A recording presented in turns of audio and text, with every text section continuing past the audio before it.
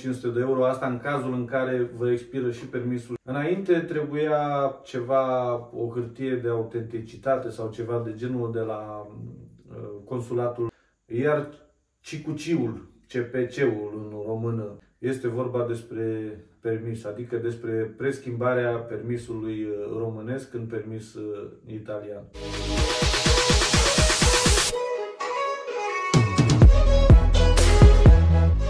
Salutare dragilor și bine ați venit la un nou video pe canalul de YouTube Români în Italia. Așa după cum ați văzut în thumbnail, în poza de thumbnail, este vorba despre permis, adică despre preschimbarea permisului românesc în permis italian. Datorită faptului că am văzut prin comentarii de multe ori această întrebare, care este modalitatea, cum se schimbă permisul românesc în italian, m-am gândit să fac acest video, poate vă este de ajutor pentru cei care încă nu au schimbat permisul românesc, nu numai șoferii de camion, dar și posesorii de permis cu categoria B, este valabil pentru toată lumea și avem aparte și pentru CQC, pentru că este un pic diferit cu atestatul de marfă, ca să îi spun așa. CPC în română, în italiană CQC se numește aici. Dar pentru asta am nevoie de voi să puneți un like la acest video, să vă abonați, mulțumesc! Se pare că modalitatea nu este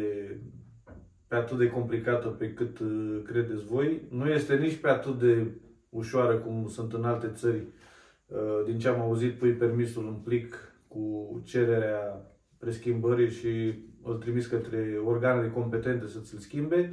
Bineînțeles cu chitanța, dovada plății că ați plătit taxa pentru preschimbare și după aceea o să vă vină înapoi prin poștă permisul acasă. Aici este un pic mai, ca să zic așa, mai ca pe timpuri, ca și la noi în România. Procedura este în felul următor. Cu permisul mergeți la o școală de șoferi și acea școală de șoferi se va ocupa de totul.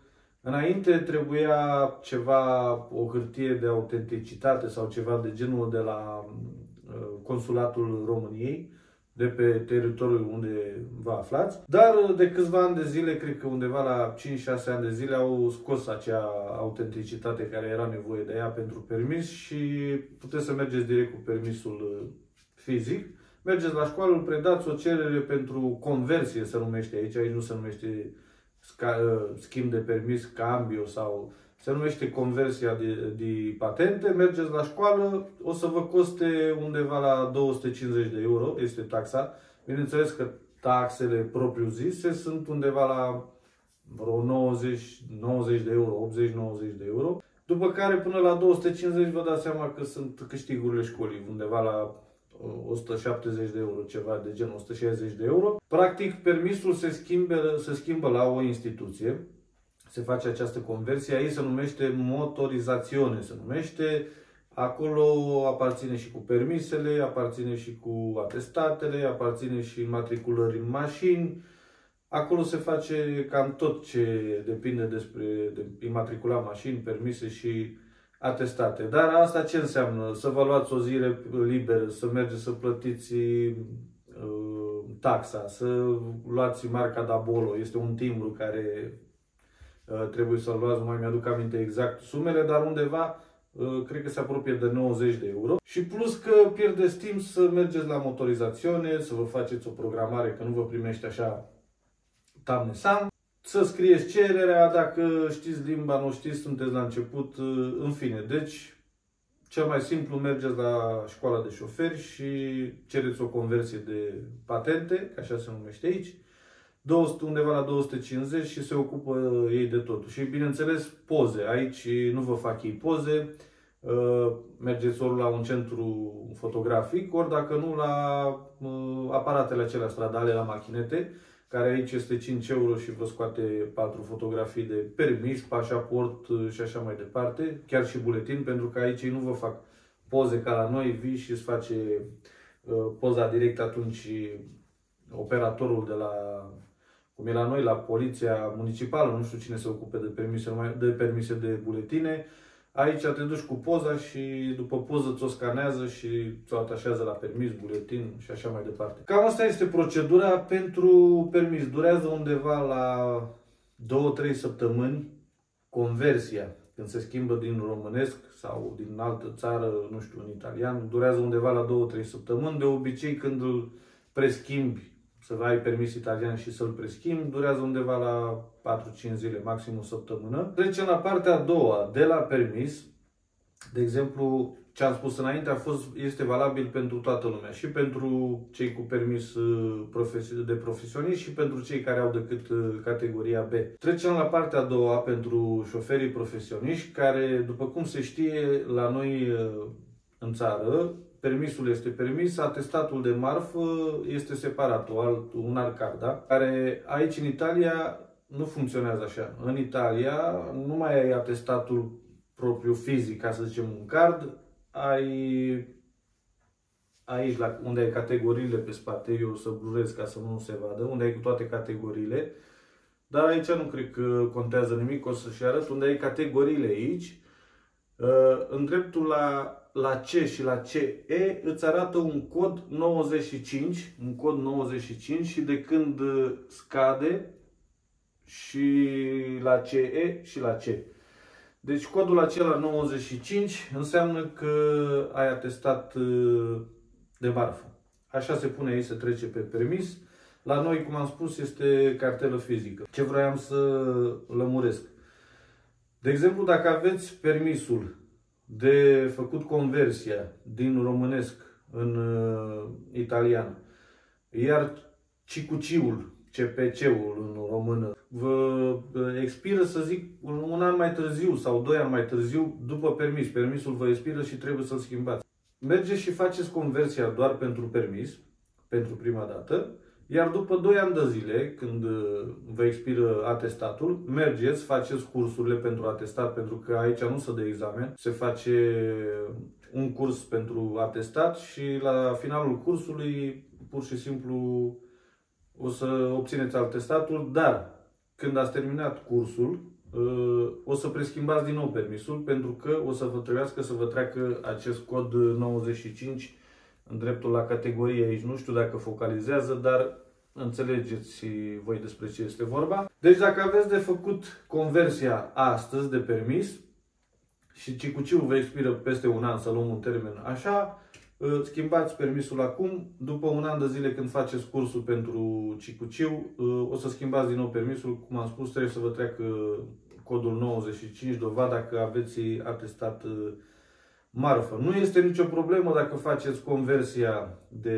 permis și mai mergeți în continuare cu atestatul cel românesc până vă expiră un an de zile, dau un exemplu. Acela este cartelă Physic Card, iar permisul, o să aveți permis italian și cardul românesc, pentru că se acceptă, nicio problemă, până la expirarea acelui atestat. Alt aspect ar fi că pentru schimbarea atestatului, când o să începeți cursul, o să vă ceară de la școala de șoferi, pentru că aici se face la școala de șoferi atestatul, cicuciul, o să vă ceară o hârtie din România, de la ARR. Cei de la ARR, dacă mergeți și o cereți, când aveți nevoie, știu despre ce este vorba. Este cum să zic eu, o autentificare, precum că în perioada când ați obținut atestatul în România, aveați rezidența respectivă. Ceva de genul, adică ceva de o porcărie, ca să zic așa, o dovadă că practic erați rezident la acea adresă în momentul când ați obținut atestatul de marfă. Așa cere, așa am făcut și eu, noroc că am făcut cererea online și s-a dus și l-a ridicat fratele meu, după care mi l-a trimis aici și a trebuit să îl traduc, că dacă nu traduceți nu este valabil, tradus, și dacă nu greșesc și legalizat, dacă nu greșesc. În fine, oricum, tradus trebuie 100% și trebuie să-l duceți la școală când începeți cursul pentru cicucii. Ca să vă spun și prețul cursului pentru atestat, pentru cicuciu, este 250 de euro. Acum depinde de școală, poate În alte regiuni, în alte provincii, eu vorbesc la mine în zona aici și costă 250 de euro și durează 35 de ore de curs, după care, fără examen, o să primiți atestatul. V-am spus, poate în alte regiuni mai jos, nu știu, Campania, Toscana, zic și eu, poate este mai ieftin, dar la noi aici, în Emilia-Romagna, în nord, costă 250 de euro. Deci, 250 conversia de permis, da? Hai să punem ca să mă și vedeți aici. 250 de euro permisul și 250 de euro atestatul, amândouă împreună 500 de euro, asta în cazul în care vă expiră și permisul și atestatul și le schimbați pe amândouă odată. Dacă nu, 250 una, 250 cealaltă, în momentul când vă expiră. Treaba, zic eu, că nu este complicată, decât că este un pic costisitoare. Să dai 250 de euro să schimbi un permis, adică 12-13 milioane, mi se pare un pic exagerat, dar asta e, cum am spus, să mergi la motorizațiune, te duce undeva la 90 de euro toate taxele, dar plus că trebuie să te învoiești de la muncă și așa, pierdere de timp, o zi de concediu sau... În fine, nu știu, fiecare cum îi convine, dar ai mai mare bătaia de cap. Cel mai bine, zic eu, toți facem așa în general, pe cine am auzit, la școala de șoferi plătești taxa și ei se ocupă de tot. Și nu uitați în final de acea hârtie de la ARR pentru atestat și cuci, pentru că practic nu vă acceptă. Am avut un coleg aici care am făcut cu el odată cursul și au cerut de la început acea foaie, l-au băgat în curs, au aproape că se terminase cursul, dar chiar s-a terminat cursul, dacă nu greșesc, și el încă nu reușise să aducă hârtia de la ARR din România, așa că a efectuat cele 35 de ore de curs și practic nu îi elibera, nu îi dădea permisul, nu i-au pus actele, nu i-au trimis dosarul ca să îi schimbe permisul, să-i treacă cicuciul renoirea, pentru că el nu avea acea hârtie și cred că a durat undeva la câteva luni de zile,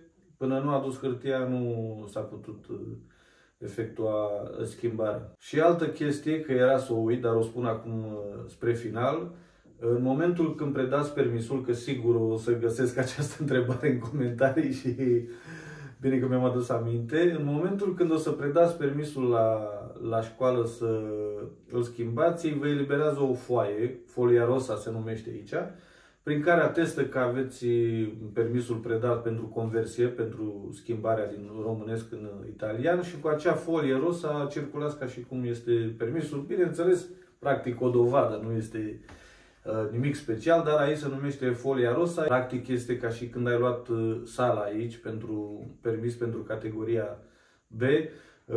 Ei îți eliberează această folia rosa, se numește, care o poți să folosești să conduci cu cineva în dreapta, tu să fii la volan și cineva în dreapta, până în momentul când dai traseul, ca să te obișnuiești cu mașina, să prinzi mai multă experiență, afară de orele care le faci de condus la școală, ai posibilitatea până la examen să conduci cu această folia rosa, bineînțeles cu un șofer, cu cineva care are permis de mai mult de un an de zile în partea dreaptă. Și ar tu la volan cu acea folie rosa. Așa că în momentul când predați permisul, o să primiți o dovadă de circulație, stați fără grijă că nu vă lasă nimeni pe dreapta nici măcar o zi. Așa că, ce să zic, treaba e simplă, dar costisitoare. Cam acestea au fost informațiile despre permis, procedurile. Dacă poate am omis eu ceva, dacă aveți întrebări aparte de ceea ce am spus eu, cum am zis că poate am omis,